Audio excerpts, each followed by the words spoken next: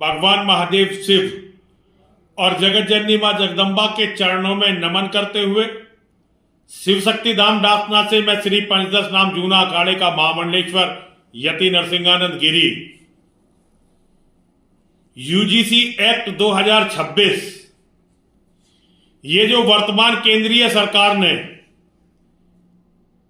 ये कानून बनाया है, ये कानून जो तथाकथित सवर्ण हैं उनका समूल वंश विनाश करने के लिए बनाया है।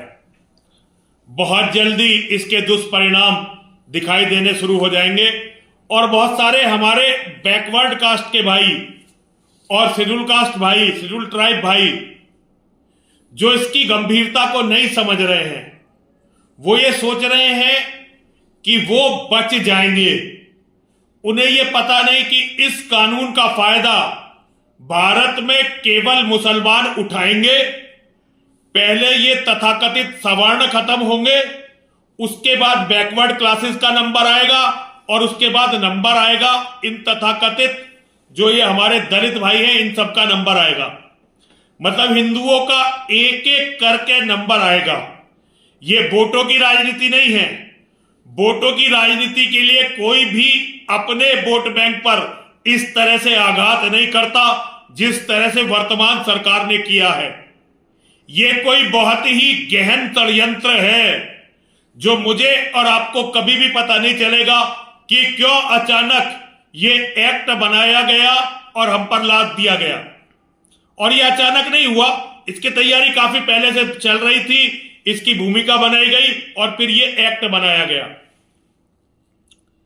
मैं बहुत ही कमजोर व्यक्ति हूं जो लगातार हिंदूवादी सरकार से प्रताड़ित भी हूं और पीड़ित भी हूं।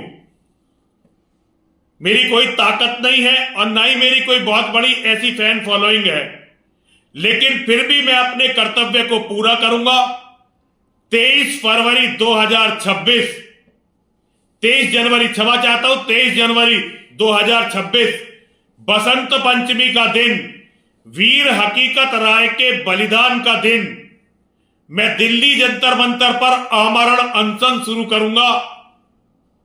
केवल इसके विरोध में मेरी कोई मांग नहीं है, क्योंकि मैं अच्छी तरह से जानता हूं कि हम में तथाकथित सवर्णों में इतनी ताकत नहीं है कि हम केंद्र सरकार को इसे वापस करने के लिए मजबूर कर सके। तो मेरी कोई मांग नहीं है, केवल बस इसके विरोध में अपना प्राण देने के लिए, ताकि मेरे मन को यह तसल्ली रहे कि मैंने अपनी शक्ति भर इस अन्याय, इस अत्याचार का विरोध किया था।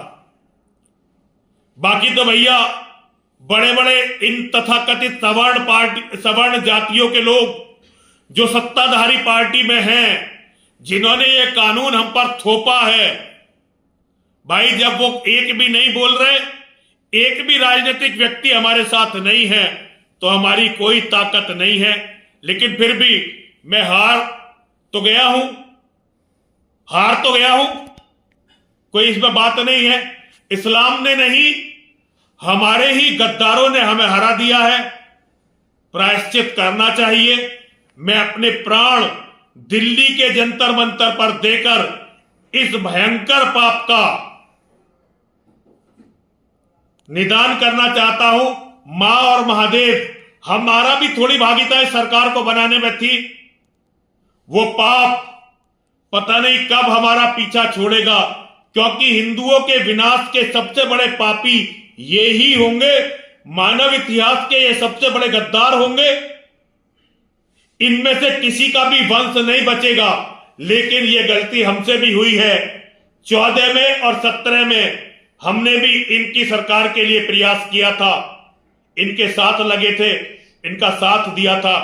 उस पाप का प्रायश्चित मैं दिल्ली जंतर मंतर पर अपने प्राण देकर करूंगा।